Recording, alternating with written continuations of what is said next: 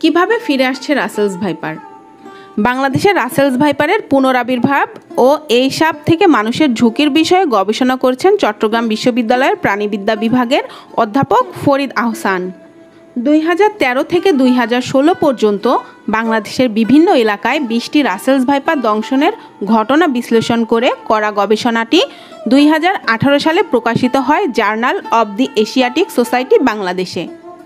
সে সময় ওই গবেষণায় উঠে আসে যে বাংলাদেশের 64টি জেলার মধ্যে 17টি জেলাতেই রাসেলস ভাইপারের উপস্থিতি রয়েছে।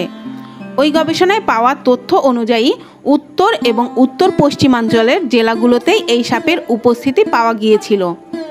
ওই গবেষণায় উঠে আসে যে এই প্রজাতির সাপের সবচেয়ে বেশি উপস্থিতি ছিল রাজশাহী ও চাঁপাইনবাবগঞ্জ জেলায়।